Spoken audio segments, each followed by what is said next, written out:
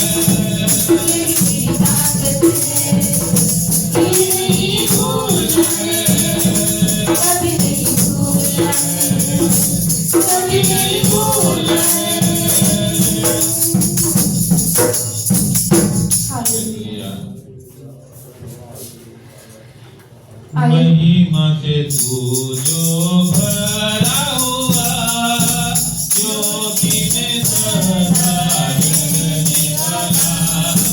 महिमा से तू जो भरा हुआ, ज्योति में सदा रहने वाला। मनुष्यों में तूने जन्म लिया, इस जगत में तू आएगा।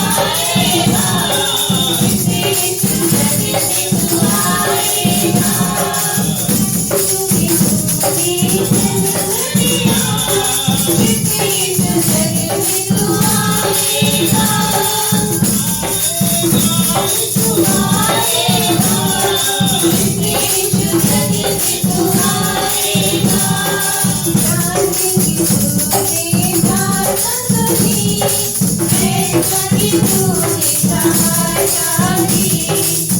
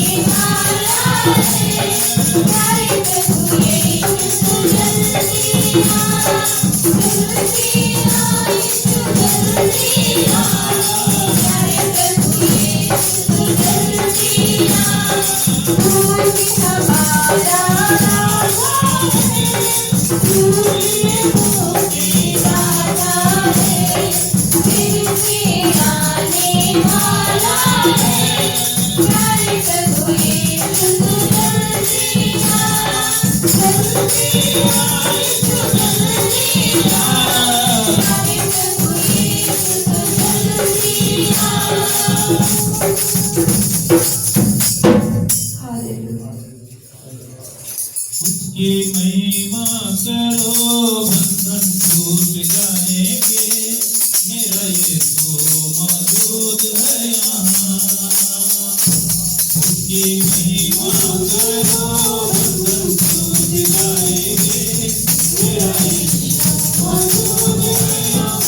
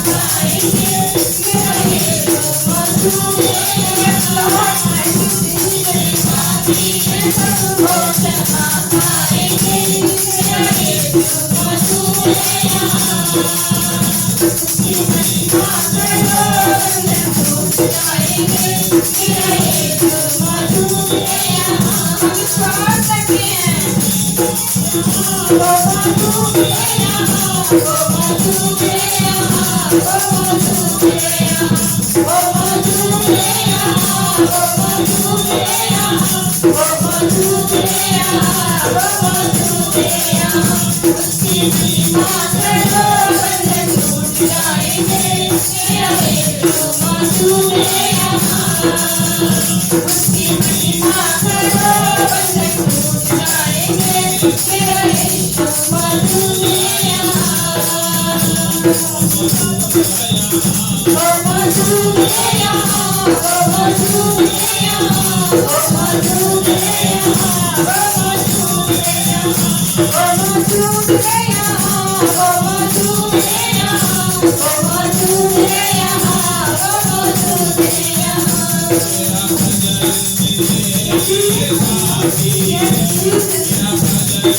हालेलुया खुदा के सामने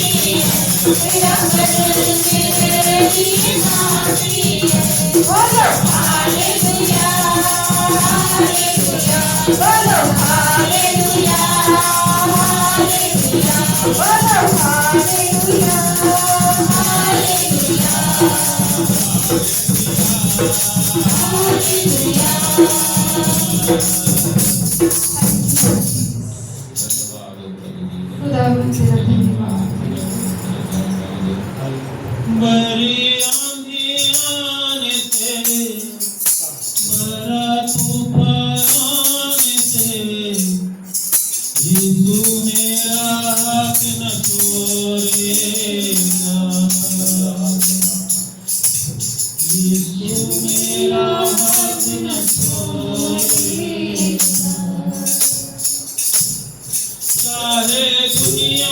छोड़ दे, अपना मुँह भी मोड़ ले, सारी दुनिया छोड़ दे, अपना मुँह भी मोड़ ले, यीशु मेरा हाथ न छोड़ेगा। बड़ी आंधी आने से, बड़ा तूफान से, बड़ी आंधी आने से, बड़ा तूफान से, यीशु मेरा हाथ न छोड़ेगा। यीशु मेरा हाथ न छोड़ेगा। मैं भी उसका साथ न छोड़ूंगा। सारे बीमारी गए, सारे कोई भटक गए, सारे बीमारी गए, सारे कोई भटक गए, यीशु मेरा हाथ न छोड़ेगा। यीशु मेरा हाथ न छोड़ेगा। बड़ी आंधी आने से, बड़ा तूफान से, बड़ी आंधी आने से, बड़ा तूफान से, यीशु मेरा हाथ न छोड़ेगा। मैं भी उसका साथ न छोड़ूंगा। मैं भी उसका साथ न छोड़ूंगा। बड़ी आंधी आने से, बड़ा तूफान से, यीशु मेरा साथ न छोड़ेगा। यीशु मेरा हाथ न छोड़ेगा। सारे दुनिया छोड़ दे, अपना मुँह भी मोड़ ले, सारी दुनिया छोड़ दे, अपना मुँह भी मोड़ ले, यीशु मेरा हाथ न छोड़ेगा। यीशु मेरा हाथ न छोड़ेगा। सारे बीमारी गए, सारे कोई भटक गए, सारी बीमारी गए, सारे कोई भटक गए, यीशु मेरा हाथ न छोड़ेगा। यीशु मेरा हाथ न छोड़ेगा। सारे बीमारी गए, सारे कोई भटक गए, सारे बीमारी गए, सारे कोई भटक गए, यीशु मेरा हाथ न छोड़ेगा। यीशु मेरा हाथ न छोड़ेगा। मैं भी उसका हाथ न छोड़ूंगा। मैं भी उसका हाथ न छोड़ूंगा।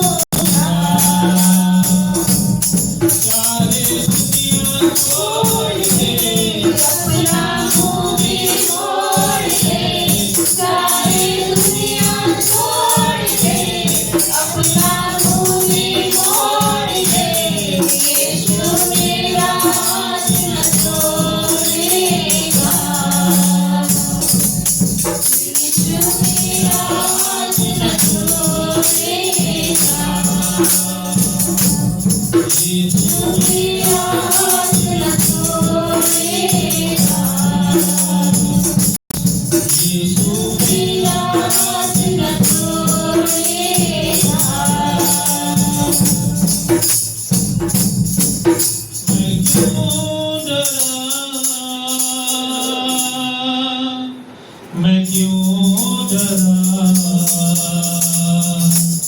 मेरा परमेश्वर मेरा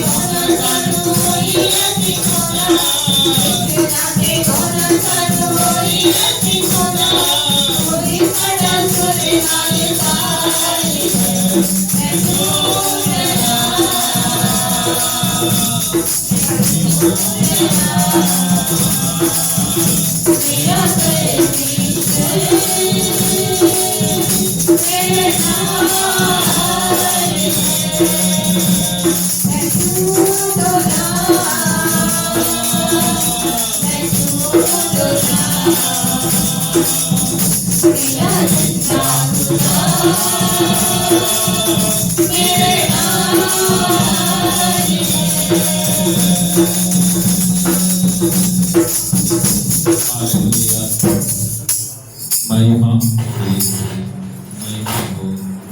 जीव के परमेश्वर प्रभु जी, आपने हमारे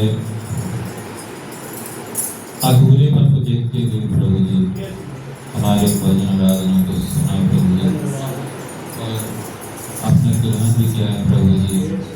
तो प्रभु जी हम आपकी उस सामर्थ्य वाली उपस्थिति को महसूस कर रहे हैं प्रभु जी कि आप हमारे बीच में हैं प्रभु जी, और सचमुच में आप अपने लाखों दूतों को हमारे आगे पीछे छोड़ रखे हैं प्रभु जी, कि कोई भी शत्रु हमारा कोई हानि न कर पाया। खुदावन ये आपकी दया और महिमा का प्रताप है प्रभु जी। खुदावन आपकी सामर्थ्य है कि प्रभु जी हमारे शरीर में बल नहीं रहता है प्रभु जी, हम टूट जाते हैं लेकिन फिर से तू उठा कर खड़ा करता है प्रभु जी। और प्रभु जी तू हमेशा ये कहता है कि मत डर क्योंकि मैं तेरा परमेश्वर हूँ, मैं तेरे साथ हूँ, मैं तुझे हाथ पकड़ कर तुझे लेके चलूंगा। खुदावन ये तेरा ही दया है, तेरा ही अनुग्रह है कि प्रभु जी हम जिंदा है प्रभु जी।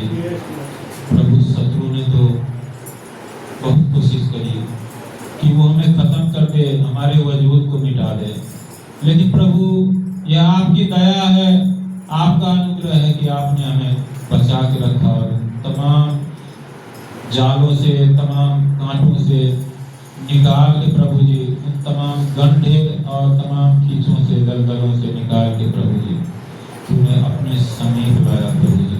खुदा का धन्यवाद प्रभु जी। और प्रभु जी आगे के सभी बातों को, सभी कार्यक्रम को आपके उस सामर्थ्य और जलाली हाथों में देता हूं प्रभु जी। सारा आदर महिमा सम्मान 137 दुबई में इजराइल का विलाप गीत।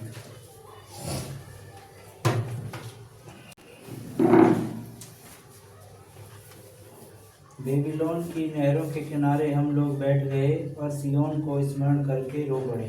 उसके बीच के मजनू वृक्षों पर हमने अपने दिलों को तान लिया, क्योंकि जो हमको बंदी बना कर ले गए थे उन्होंने वहाँ हमसे गीत गवाना चाहा, और हमारे रुलाने वालों ने हमसे आनंद चाहकर कहा, सियोन के गीतों में से हमारे लिए कोई गीत गाओ। हम यहोवा की गीत को पराए देश में कैसे गाएं। हे यरूशलेम, यदि मैं तुझे भूल जाऊं तो मेरा दाहिना हाथ सूख जाए। यदि मैं तुझे सुमिरन यदि मैं यरूशलेम को अपने सवाने के देश में जाऊं तो मेरी जीभ तालू से चिपक जाए। हे यहोवा, यरूशलेम के दिल को अगानियों के विरुद्ध स्मरण कर कि वे कैसे कहते हैं, ढा दो उसको, नींव से ढा दो। बेबीलोन जो गुजरने वाली है, क्या ही धनी वह होगा जो तुझसे ऐसा ही बर्ताव करेगा जैसा तुमने हमसे किया। क्या ही धनी है वे वह होगा जो तेरे बच्चों को पकड़कर चट्टान समान कर देगा। आमीन।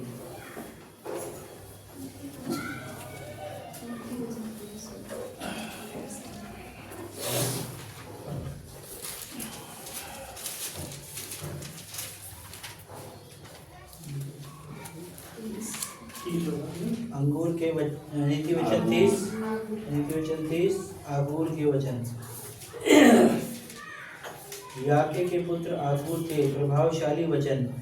उस पुरुष ने इतिएल और उपकाल से यह कहा, निश्चय मैं परशु सरीखा हूँ, वरन मनुष्य कहलाने के योग्य भी नहीं, और मनुष्य की समझ मुझसे नहीं है। ना मैंने बुद्धि प्राप्त की है और ना परम पवित्र का ज्ञान मुझे मिला है। कौन स्वर्ग में चढ़कर फिर उतर आया? किसने वायु को अपनी मुट्ठी में बटोर रखा है? किसने महासागर को अपने वस्त्र में बांध लिया है? किसने पृथ्वी की सीमाओं को ठहराया है? उसका नाम क्या है और उसके पुत्र का नाम क्या है? यदि तू जानता हो तो बता। परमेश्वर का एक वचन ताया हुआ है, वह अपने शरणगतों की ढाल ठहरा है। उसके वचनों में कुछ मत बढ़ा, ऐसा ना हो कि वह तुझे डांटे और तू झूठा ठहरे। ये अन्य अन्य नीति वचन। मैंने तुझसे दो वर मांगे हैं, इसलिए मेरे मरने से पहले उन्हें मुझे देने से मुंह ना मोड़। अर्थात व्यर्थ और झूठी बात मुझसे दूर रख। मुझे ना तो निर्धन कर और ना धनी बना। प्रतिदिन की रोटी मुझे खिलाया कर। ऐसा ना हो कि जब मेरा पेट भर जाए तब मैं इनकार करके कहूँ कि यहोवा कौन है, या अपना भाग खोकर चोरी करूं और अपने परमेश्वर का नाम अनुचित रीति से लूं। किसी दास की उसके स्वामी से चुगली ना करना। ऐसा ना हो कि वह तुझे शाप दे और तू दोषी ठहराया जाए। ऐसे लोग हैं जो अपने पिता को शाप देते हैं और अपनी माता को धन्य नहीं कहते।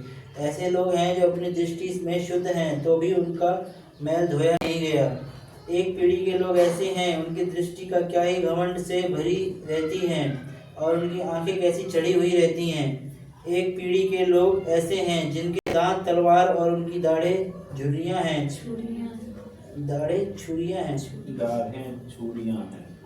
जिनसे वे दीन लोगों को पृथ्वी पर से और दरिद्रों को मनुष्यों में से मिटा डाले।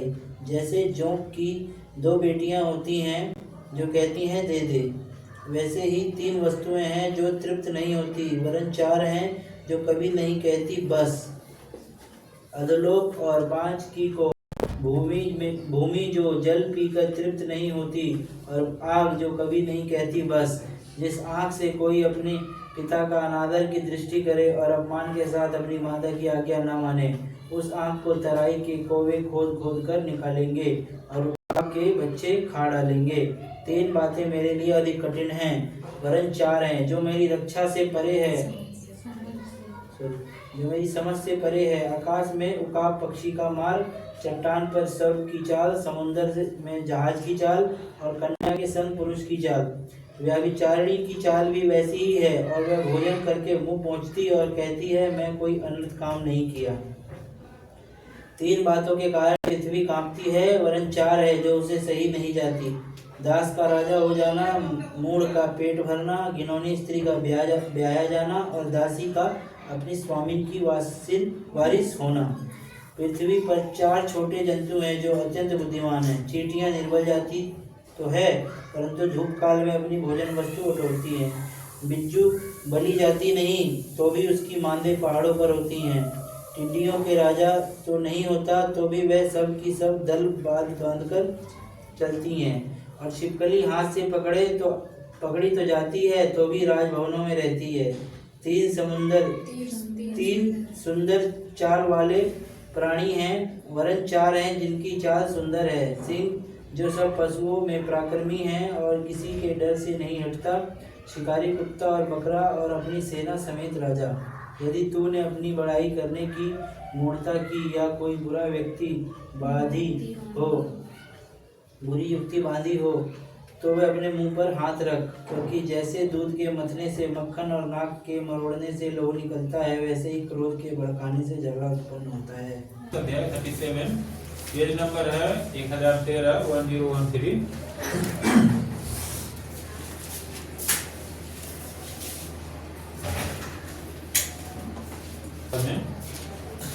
सूखी हड्डियों की तराई। यहोवा की शक्ति मुझ पर हुई और वह मुझ में अपना आत्मा समवाकर बाहर ले गया और मुझे तराई के बीच में खड़ा कर दिया। वह तराई हड्डियों से भरी हुई।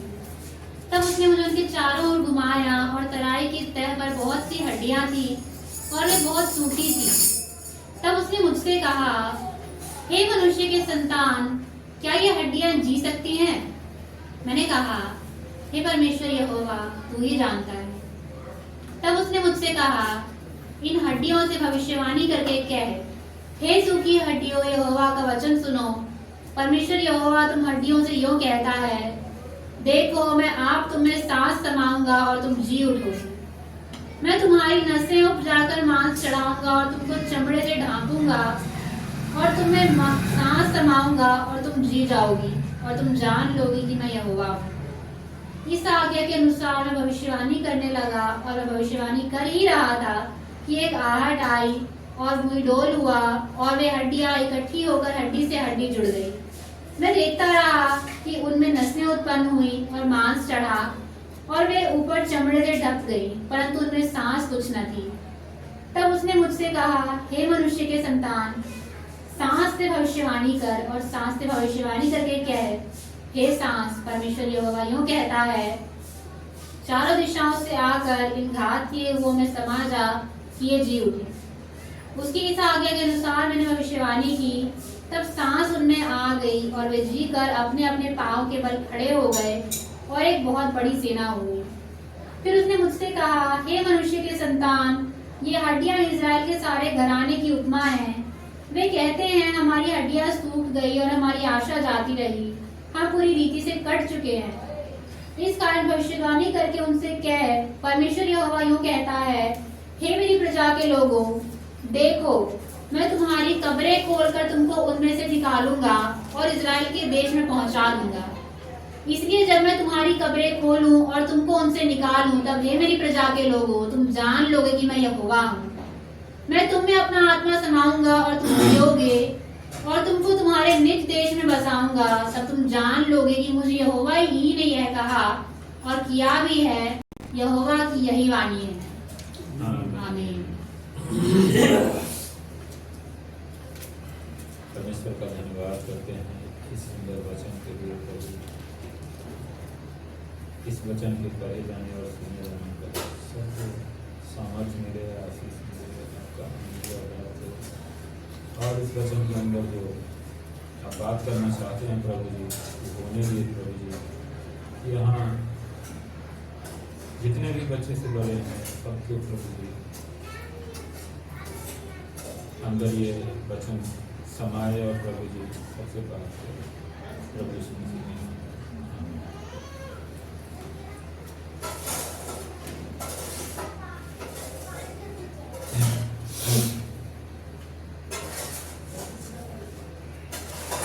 हालेलुया। हालेलुया। हम सब ने ये वचन सुना। क्या कहता है ये वचन? क्या थोड़ा सा समझ में आया? वैसे देखो, इस वचन के अंदर तो एक बात नहीं है, बहुत सारे भेद हैं। एक भेद नहीं है, बहुत सारे भेद हैं।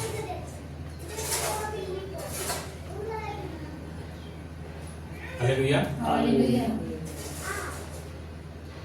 लेकिन ये भेद कब प्रकट होते हैं? क्या आप जानते हैं कब भेद खुलता है? अब देखो, पहले वचन में क्या लिखा है कि यहोवा की शक्ति मुझ पर हुई और वह मुझ में अपना आत्मा संवा कर बाहर ले गया। क्या होता है? किसकी शक्ति प्रबल हुई है?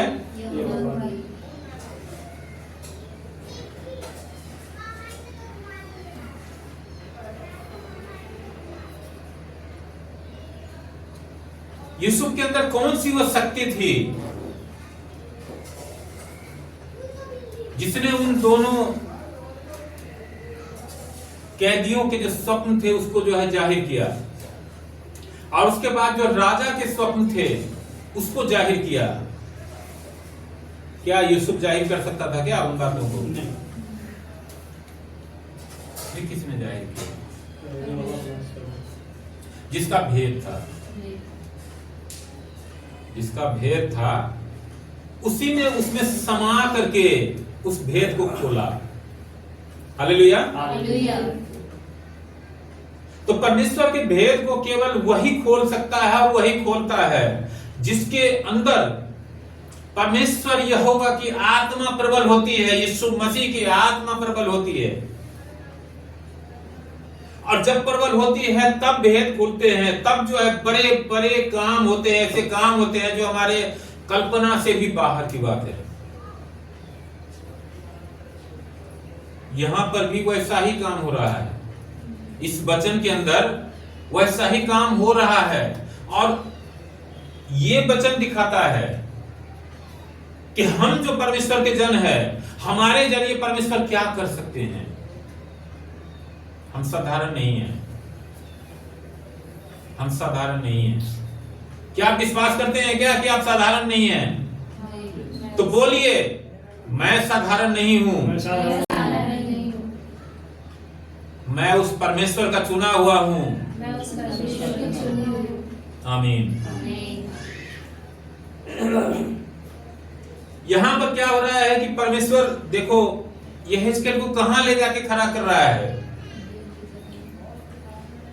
आगे लिखा है, जब आत्मा समवा करके क्या किया, और मुझे तराई के बीच खड़ा कर दिया। वह तराई हड्डियों से भरी हुई थी। कहां ले जाके खड़ा कर दिया?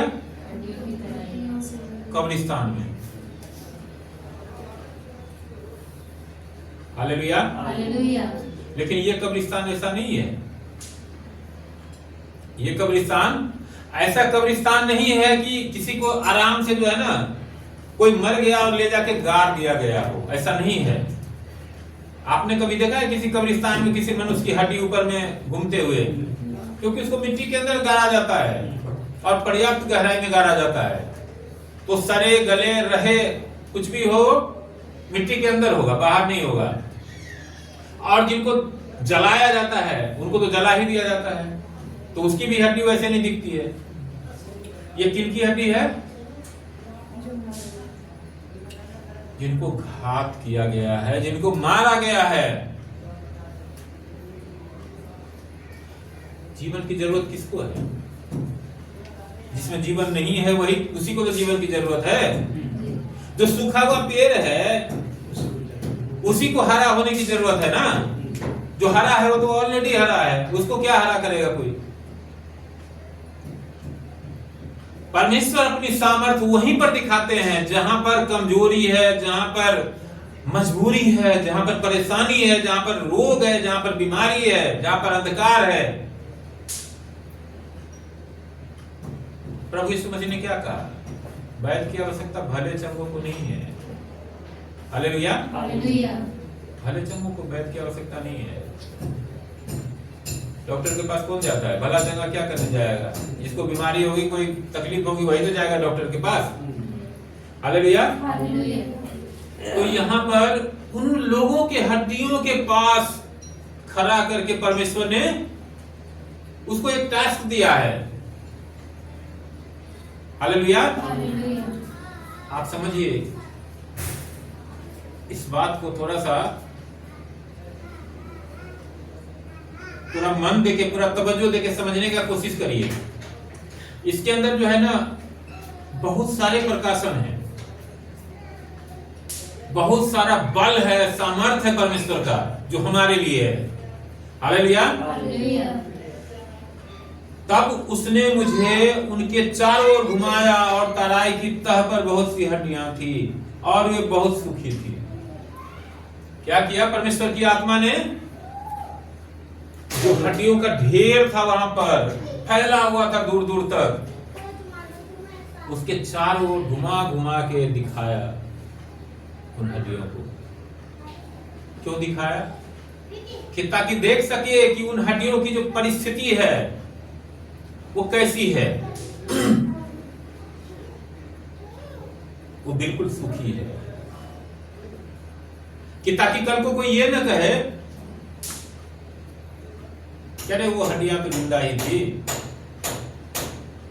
हालेलुया। हालेलुया। एक तरफ बाल के सैकड़ों नबी थे जो दिन भर प्रार्थना करते रहे बाल से कि ये जो चढ़ाया गया है बलि, इसमें आग लग जाए, ये बाल कबूल कर कबूल कर कबूल कर। लास्ट में अपने देह को पीटने लग गए, अपने देह को चीरने फाड़ने लग गए। और वहां पर एक जन था जो परमेश्वर यहोवा का दास था। कौन था? क्या आप जानते हैं? एलिया। एलिया ने बोला कि अरे भाई, मतलब मजाक उड़ाने लग गया वो बाद में, जब देखा कि वो अपने बदन को जो है पीट रहे हैं, चीर रहे हैं, फाड़ रहे हैं। क्योंकि एलिया को विश्वास है कि एक ही परमेश्वर है, उसके अलावा कोई परमेश्वर नहीं है। तो कहता है कि अरे और जोर से पुकारो, क्या पता कहीं वो दूर हो गया हो तो सुन नहीं पा रहा हो, क्या पता हो कहीं वो बाथरूम करने गया हो, तो तुम थोड़ा पुकारो जोर से कि सुन ले, हो कहीं सो गया हो, कान बंद हो गए हो। मतलब मजाक उड़ाता है। और लास्ट में क्या कहता है, अब हटो, अब पीछे। और फिर लोगों से कहता है कि बाल्टियों से ना पानी भर दे इस पे, इतना भर दे कि ये सब जो है ना पूरा तर हो जाए, गीला हो जाए। क्यों? उम्मीद की जो है ना कोई चीज रहने नहीं देनी है, कि कल को जो है ना ये कहे कि अरे वो लकड़ियां सूखी थी ना, तो सूखी लकड़ियां आपस में टकरा के आग लग गई। नहीं, कोई उम्मीद नहीं। परमेश्वर ऐसा ही करते हैं। परमेश्वर इसी तरह से काम करते हैं, हमारे जीवन में सारी आशाओं को खत्म कर देते हैं, कि कल को जो है ना हम ये ना कहें कि अरे ये जो था ना यही तो हमारा सहारा बन गया, कि ताकि हम परमेश्वर को जो है ना तुच्छ न जाने, छोटा न जाने, क्योंकि परमेश्वर ही है जो हमारे जीवन में काम करते हैं।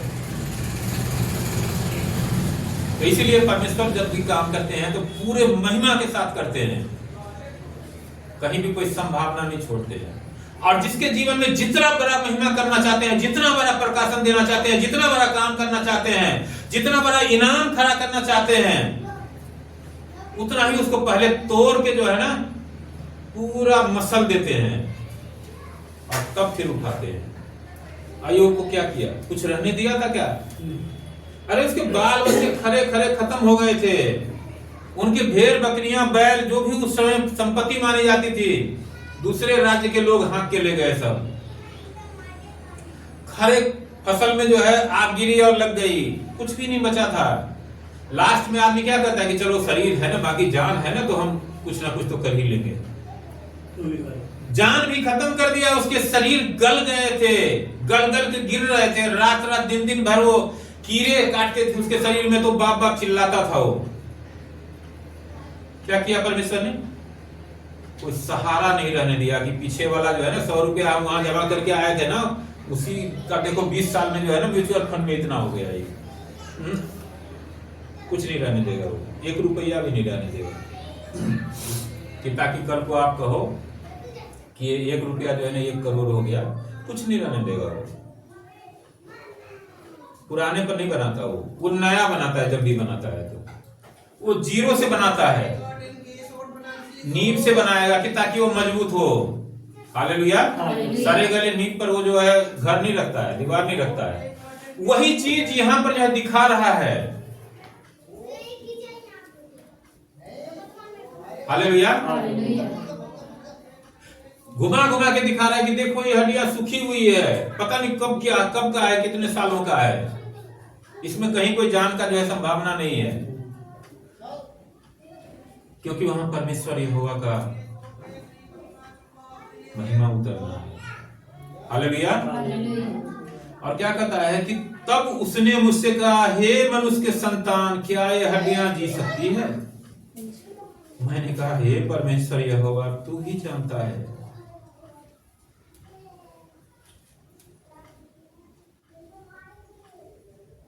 परमेश्वर पूछ रहे हैं अपने भविष्यवक्ता से, अपने दास से, अपने नबी से, कि क्या ये हड्डियां जी सकता है क्या?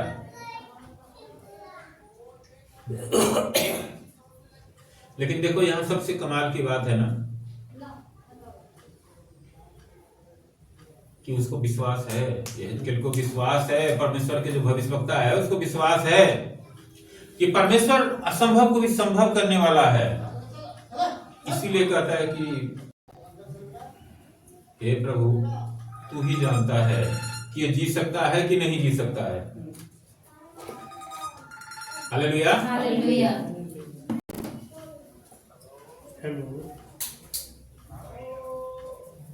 हालेलुया। हालेलुया।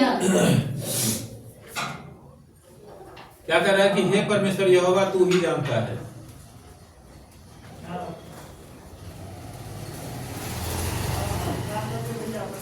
तब परमेश्वर टास्क देते हैं। हालेलुया। हालेलुया।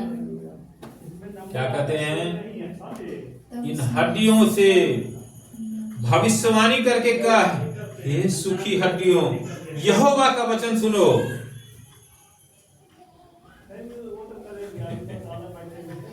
कितनी अजीब बात है ना, जो हड्डियां सालों की है, सूखी पड़ी है, बिखरी पड़ी है, उन हड्डियों को कह रहे हैं परमेश्वर कि तू इनको वचन सुना परमेश्वर का। हालेलुया।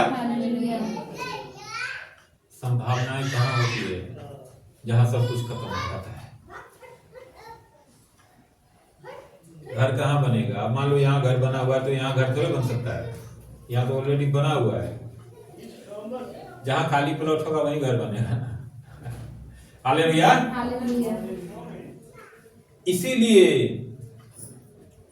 परमेश्वर कहते हैं कि ये बंजर जमीन को जो है ना, तो बोल कि ये उपजाऊ हो जाए। ये हड्डियां जो सूखी हुई है, जो पार्ट पार्ट में बिखरा हुआ है, इसको तू परमेश्वर का वचन सुना। हालेलुया। और क्या कह रहा है कि परमेश्वर यहोवा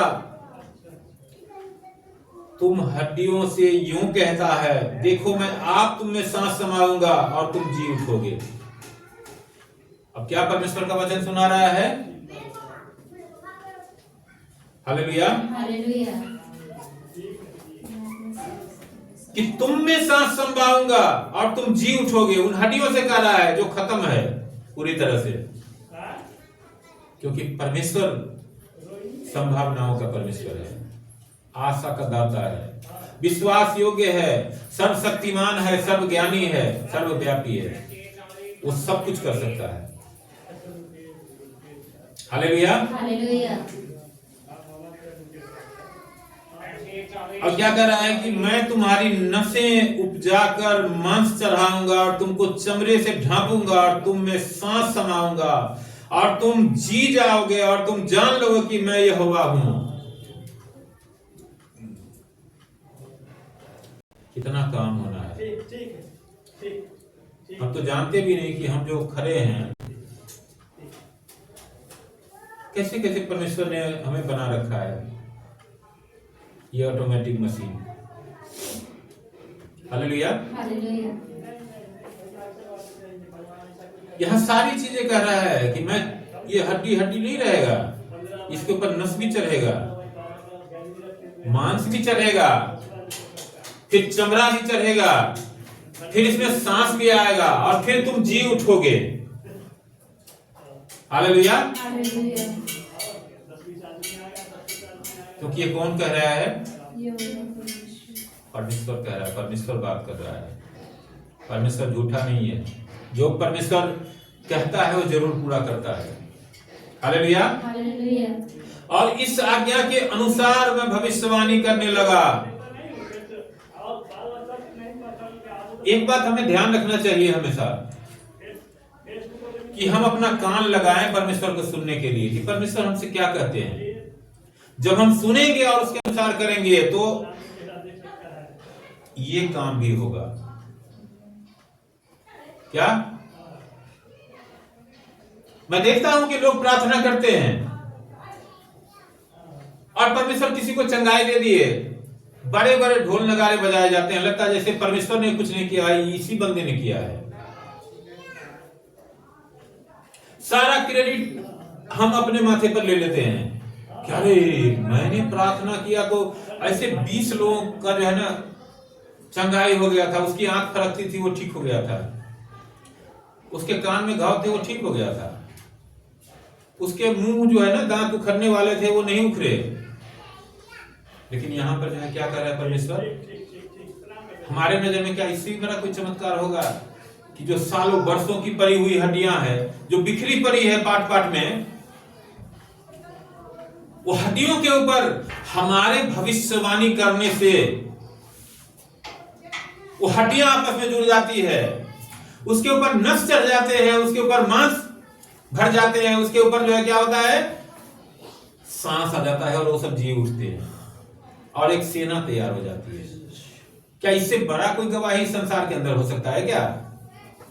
ये आश्वासन परमेश्वर हम सबको दे रहे हैं कि ये काम हमारे जीवन में होने वाला है हमारे द्वारा। आप विश्वास करते हो क्या? ये वचन वैसे ही परमेश्वर ने नहीं दिया है। जब परमेश्वर ने ये वचन मुझे दिया था ना, ये वचन तो बहुत पहले पढ़ा, तो मैंने बहुत पहले था, लेकिन जब से ये वचन परमेश्वर ने दिया और आज सुबह जो है मेरे मन में आ रहा था कि आज यही वचन होना चाहिए। मैं देख रहा था कि मेरा जो है ना अंदर से जैसे एक अजीब परिस्थिति हो रहा है। मुझे लग रहा है कि कितना बल मेरे अंदर आ गया है ना कि मैं धरती फाड़ दूं, कि आसमान को तोड़ दूं। आप विश्वास नहीं करोगे इस बात को, लेकिन मैं समझ सकता हूं। और जबकि मेरी स्थिति इस समय इतनी ज्यादा नाजुक हो गई थी, और है भी थोड़ी बहुत, कि वो केवल मैं ही जानता। यही काम करने वाले हैं परमेश्वर हम सबके जरिए। इसी के लिए हम सबको परमेश्वर ने ठहराया है, नियुक्त किया है, और चुना है और छांटा है। परमेश्वर बुलाते भले ही भीड़ को है, लेकिन चुनते बड़े थोड़े लोगों को है। हालेलुया। इसीलिए संत पौलुस कहते हैं कि अपने बुलाए जाने को तो देखो। हालेलुया। अरे हम साधारण नहीं है, परमेश्वर ने हमें ज्योति ठहराई है। आमीन आमीन। और लेकिन क्या है कि हम अपने तरफ से कुछ नहीं करना है, अपने तरफ से किसी को कुछ नहीं करना है, आश्वासन नहीं देना है कि अरे मैं प्रार्थना करूंगा धरती फाड़ दूंगा मैं। नहीं, ऐसा कुछ नहीं। यहां क्या हो रहा है, परमेश्वर भविष्यवक्ता से कह रहा है, और जब कह दिया है पूरी बातें, तब यहां 7 से जो हम देखते हैं कि इस आज्ञा के अनुसार परमेश्वर ने उसको आज्ञा दी है इस काम के लिए। बैंक में जाके पैसा हम जमा करते हैं ना, तभी जाते हैं निकालने के लिए तो बैंक हमें पैसा देता है। अगर हमने जमा नहीं किया है तो क्या देगा बैंक पैसा हमें? क्यों देगा? अगर हमने बैंक से बिना जमा किए ले लिया पैसा तो क्या होता है, हमें लौटाना भी पड़ता है ना, सूद समेत लौटाना पड़ता है। और नहीं लौटाते हैं तो केस मुकदमा सब कर देता है। आप समझिए, ये एग्जाम्पल बता रहा हूं। परमेश्वर का भी जो सिस्टम है ना, उसी से मिलता जुलता सिस्टम है। पहले परमेश्वर देते हैं, जब हमें भरते हैं ना, तब हम खाली होंगे बाहर। हालेलुया। संसार में यही सिस्टम है। जितने भी प्रोफेट आप देखते हैं, जितने भी पहले भी हुए हैं और आज भी जो सच्चे प्रोफेट हैं, वो यही काम करते हैं। पहले परमेश्वर के आगे बैठते हैं, परमेश्वर से लेते हैं, परमेश्वर उन्हें देता है, भरता है, तब वो बाहर जाके देते हैं, और तब जो है ना वो फल लाता है। और जो अपनी ओर से जाते हैं ना, तो वही मुंह तुड़वा के आते हैं। हालेलुया। तो यहां पर क्या कर रहा है कि इस आज्ञा के अनुसार मैं भविष्यवाणी करने लगा, और मैं भविष्यवाणी कर ही रहा था कि एक आहट आई और भूमि डोल हुआ, और वे हड्डियां इकट्ठी होकर हड्डी से हड्डी जुड़ गई। हालेलुया। प्रेरितों के काम 2 अध्याय आप सबने पढ़ा होगा। वहां पर क्या होता है, पतरस भी प्रचार कर रहा होता है, और वहां कितने लोग थे? हालेलुया। वहां 1-2 लोग नहीं थे, 2, 4, 5 लोग नहीं थे, 100 लोग नहीं थे, 3000 लोग थे। और उन 3000 लोगों पर पवित्र आत्मा उतरी थी, और धरती जो है ना बिल्कुल डोल गई थी। जैसे यहां लिखा है कि भूमि डोल होने लगा, भूकंप जैसे हो गया, और वो सब पवित्र आत्मा से भर गए थे। क्या पतरस तेल ले लेके गया था क्या सबके सिर पे डालने के लिए, या पानी का छिट्टा मार रहा था? ले तू भी आजा, आजा, तू तेरे सिर पे भी छिट्टा मारता हूं, आजा इधर, आजा तू भी। नहीं,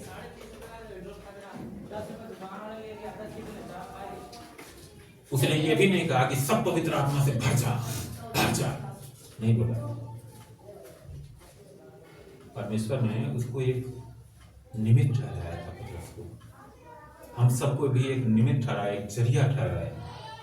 हमारे जरिए से परमेश्वर काम करना चाहते हैं, हमारे जरिए से परमेश्वर प्रकाशन देना चाहते हैं, रेवलेशन करना चाहते हैं बड़े बड़े। हालेलुया। यहां पर क्या हो रहा है कि भूजोल हुआ, और सारी की सारी हड्डियां जो पार्ट पार्ट में बिखरी हुई थी, सब के सब जुड़ गई।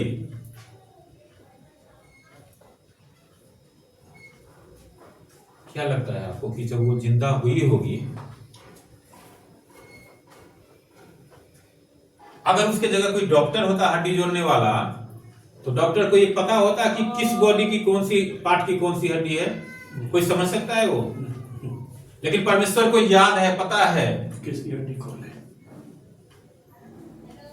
कि धीरेन्द्र की हड्डी जो है ना, ये कलेजे का हड्डी कौन सा है और ये हाथ की हड्डी कौन सा है, बाएं हाथ का, और सुबोध जी की कौन सी हड्डी है। इसीलिए वो सब जो है ना, एक जहां जिसको जुड़ना है वही जुड़ता है, इसीलिए वो परमेश्वर है। जब परमेश्वर की सामर्थ्य से काम होता है तो ऐसे ही होता है, बिल्कुल पार्टिकुलर, एकदम परफेक्टली होता है काम। ये नहीं कि कहीं से भी कुछ हो जाए, कहीं से भी कुछ हो जाए, वो बिल्कुल 100% सही काम करते हैं।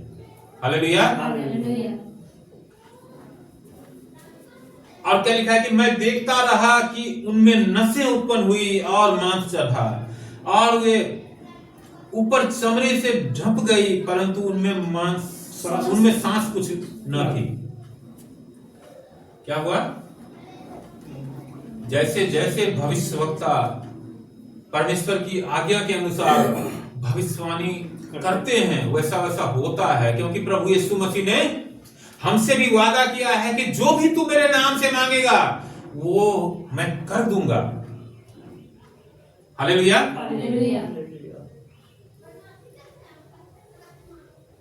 क्या वादा नहीं किया है क्या प्रभु ने? हालेलुया। तो जब भी हम उससे जो कहते हैं वो जरूर करते हैं। हालेलुया। लेकिन हम नहीं जानते कि हम किस समय क्या मांग रहे हैं। लेकिन जब परमेश्वर की आत्मा हमें प्रबल होगी तो हम सब कुछ जानने लग जाएंगे कि हमको किस समय क्या मांगना है, क्या नहीं मांगना है, क्या प्रार्थना करना है, क्या नहीं करना है। वो तब हम जानने लग जाते हैं जब परमेश्वर की आत्मा हमें पूरी तरह से बलवंत होती है और हम उस आत्मा के कब्जे में होकर चलते हैं, उस आत्मा के चलाए चलते हैं, उस आत्मा से भर के चलते हैं। हालेलुया। इसीलिए यहां पर भविष्यवक्ता जो कह रहा है वो होते जा रहा है पूरी तरह से। अब देखो, उसने सांस के लिए जो है भविष्यवाणी नहीं करी है, तो सांस अभी नहीं आया है, बाकी चीजें हो गई। हालेलुया। और आगे क्या कर रहा है कि तब परमेश्वर ने फिर दोबारा से आज्ञा दिया। हालेलुया।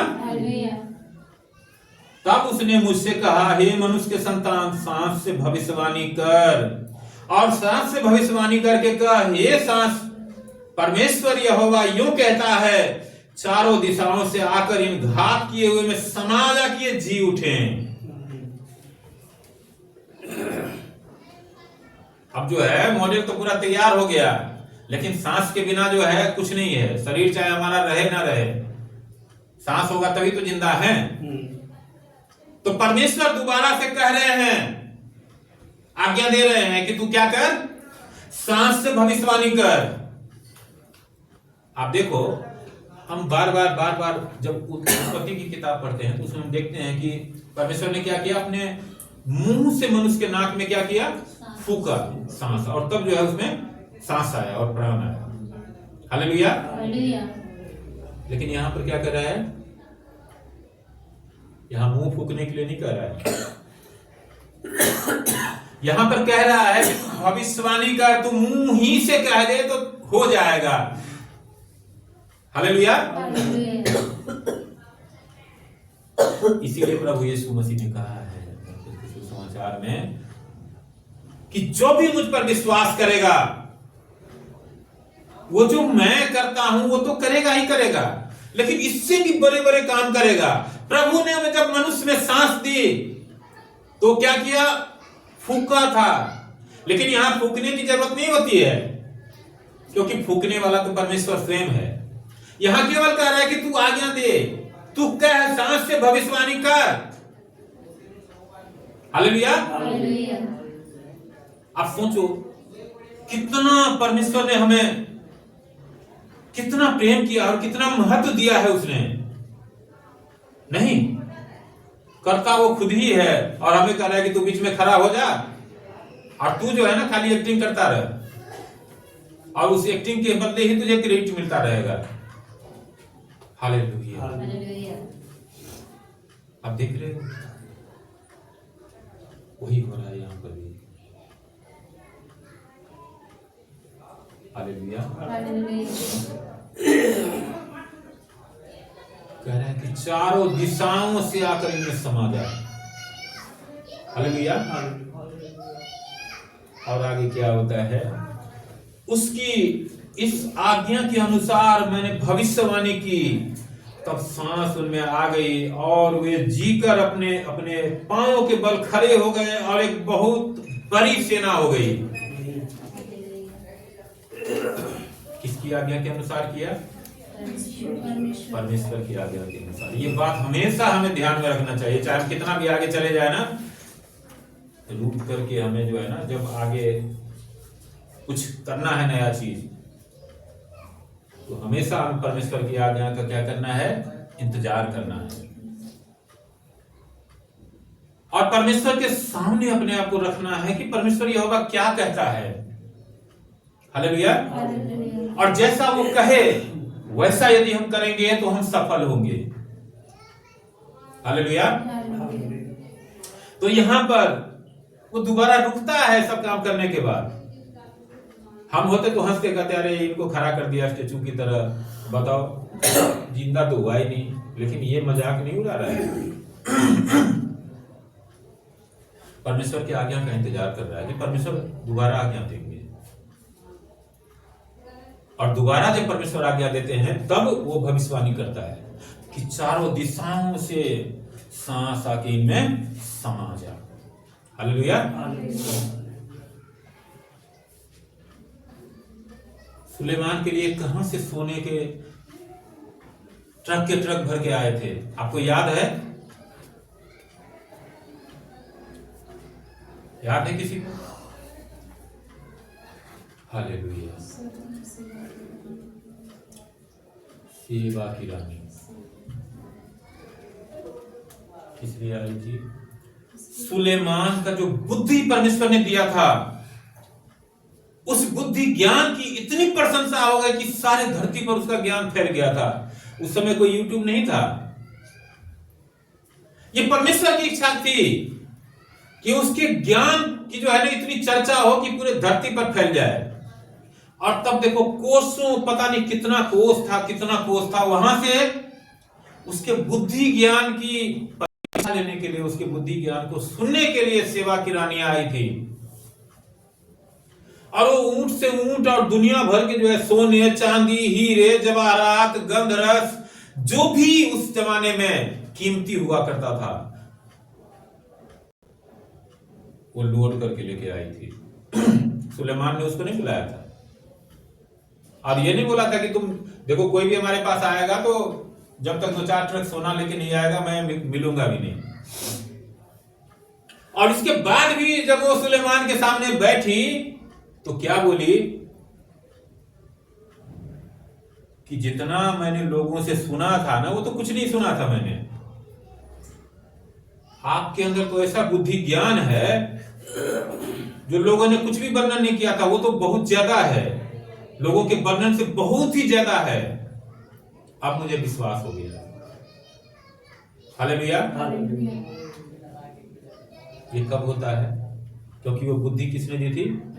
परमेश्वर ने दी थी सुलेमान को। हालेलुया।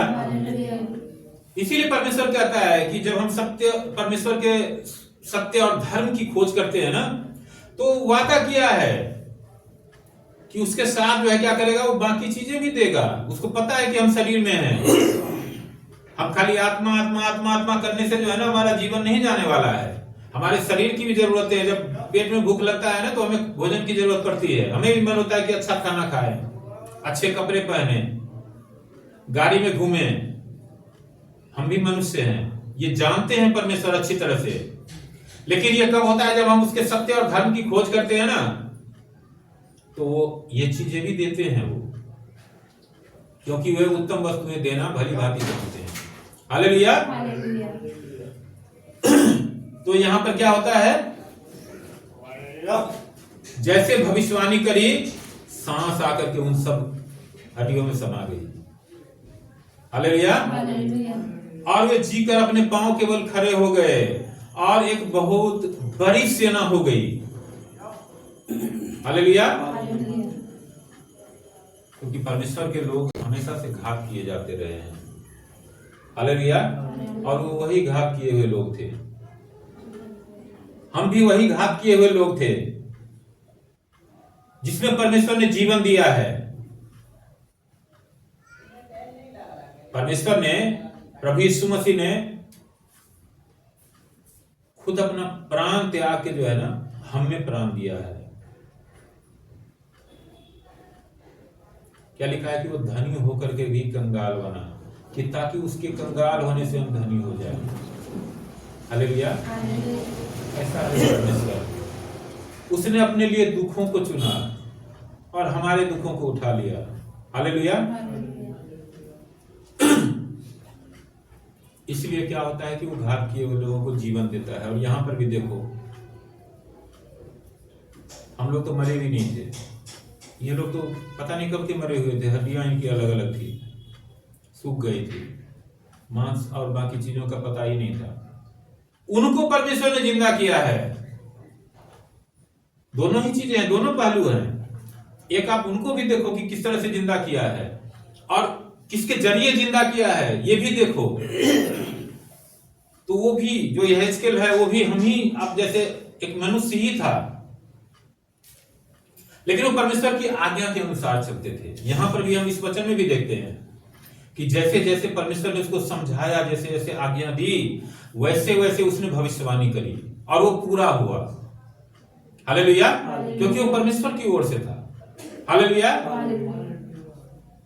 और आगे देखते हैं कि फिर उसने मुझसे कहा, हे मनुष्य के संतान, ये हड्डियां इजराइल के सारे घराने की उपमा है। वे कहते हैं हमारी हड्डियां सूख गई और हमारी आशा जाती रही, हम पूरी रीति से कट चुके हैं। हम खुद कितने बार प्रार्थना करते हैं कि प्रभु देख, हमारे धन संपत्ति सारा जो है हड़प लिया, हमारा गांव घर समाज सब कुछ छूट गया, हम किस तरह से कठिनाइयों में जीवन जी रहे हैं, किस तरह से हमारे मान सम्मान को रौंदा जाता है, किस तरह, मतलब हर एक बातें हम ही करते हैं।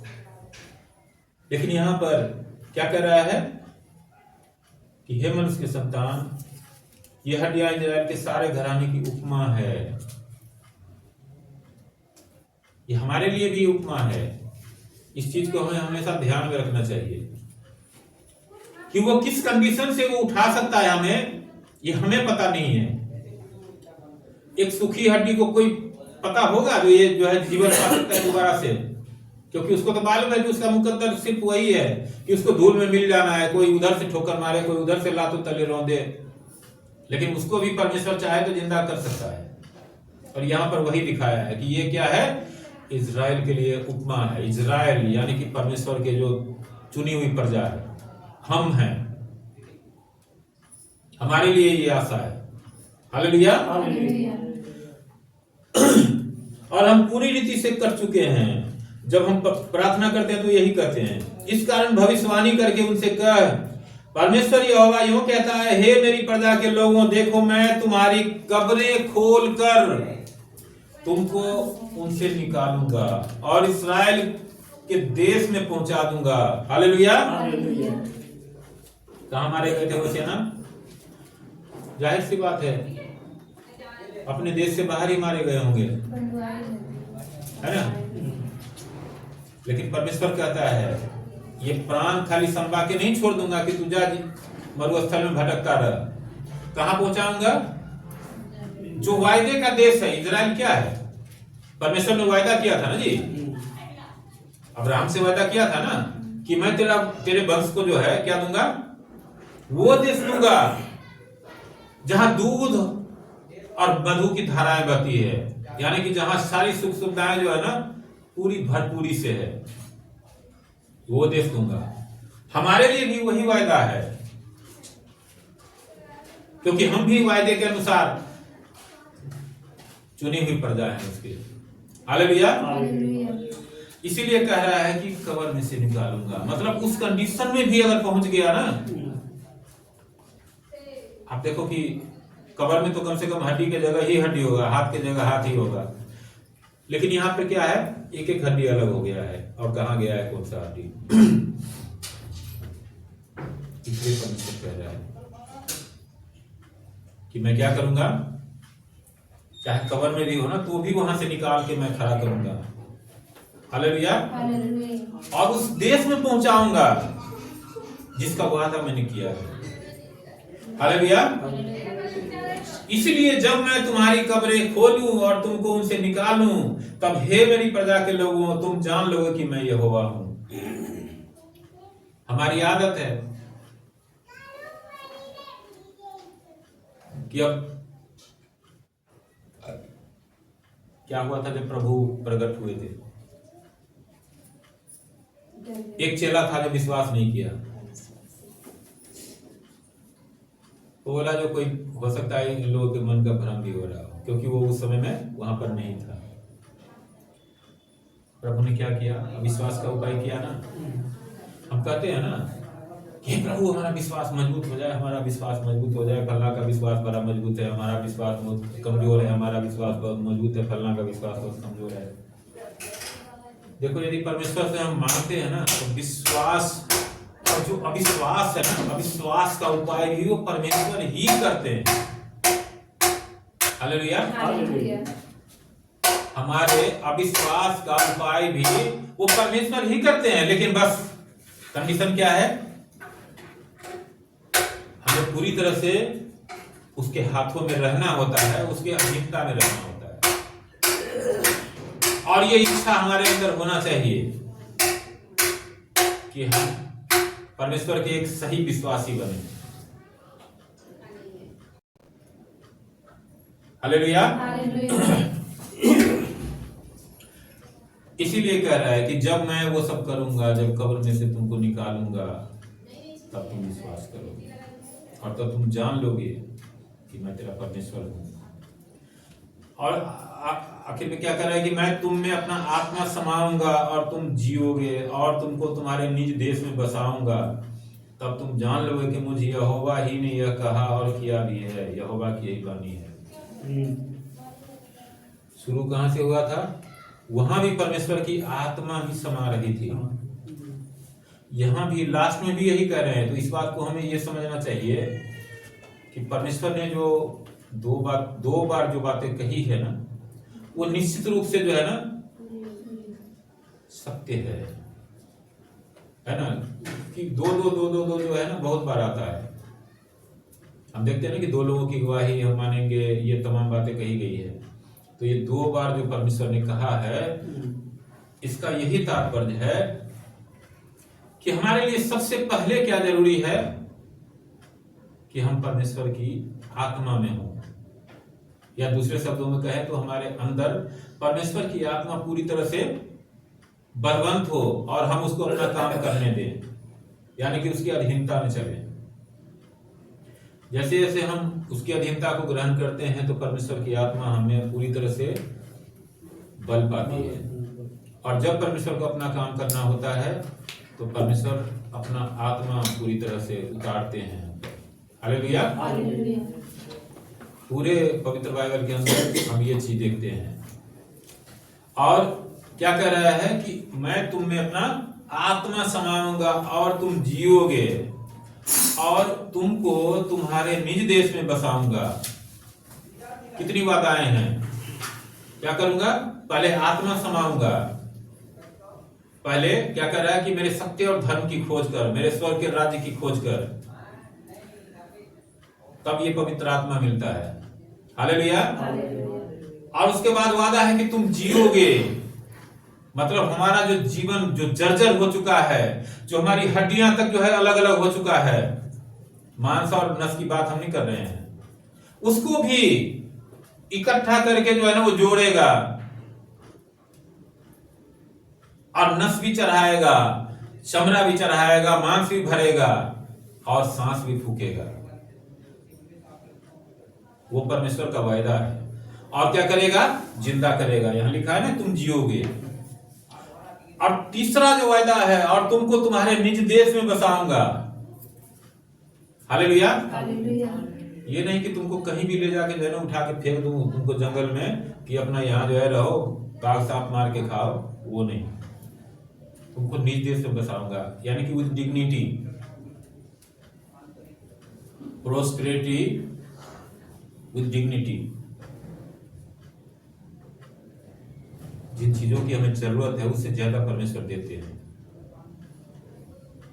और रिस्पेक्ट भी देते हैं परमेश्वर सम्मान के साथ। इसीलिए कह रहे हैं कि निज देश में बसाऊंगा, यानी कि हमारे पास अपना कहने के लिए होगा कि ये हमारा है। ऐसा नहीं है कि हम इधर से आए लात मार के कोई उधर भगा दिया, उधर से गए लात मार के कोई उधर भगा दिया कि अरे यहाँ के कैसे खड़ा हो गया, यहाँ के कैसे बैठ गया, यहाँ कैसे देख रहा है। नहीं, हमें निज देश में बसाएगा। हालेलुया। और जब ये सब होगा तब पूरी तरह से हमारा विश्वास जो है ना और भरोसा जो है ना परमेश्वर की तरफ होगा। हालेलुया। क्या कर रहा है कि तब तुम जान लोगे कि मुझे यहोवा ही ने यह कहा और किया भी है। यहोवा की यही वाणी है। परमेश्वर का किया हुआ, परमेश्वर का वायदा हमेशा पूरा करते हैं परमेश्वर। लिखा है ना कि आकाश और पृथ्वी टल जाएंगे लेकिन मेरी बातें पूरी हुए बिना नहीं टलेंगी। हालेलुया। परमेश्वर का वायदा है। मुझे आशा है कि ये वचन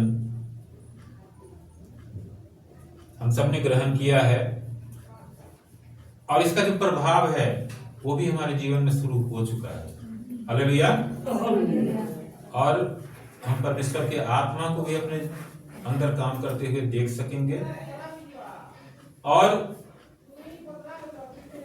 जो हम अधमरे से हैं वो अधमरे अब नहीं रहेंगे। हमें परमेश्वर अपना जीवन समा रहा है। हालेलुया। क्या कर रहा है? वो अपना जीवन हमारे अंदर जो है ना समाहित कर रहे हैं, और वो हमें सामर्थ्य भी देगा, समृद्धि भी देगा और सम्मान भी देंगे। वो सब चीज देंगे। हालेलुया। क्योंकि ये परमेश्वर ने कहा है और ये पूरा करने का सामर्थ्य उनके पास है, और वो पूरा करते आ रहे हैं और आज भी करते हैं और आगे भी करेंगे।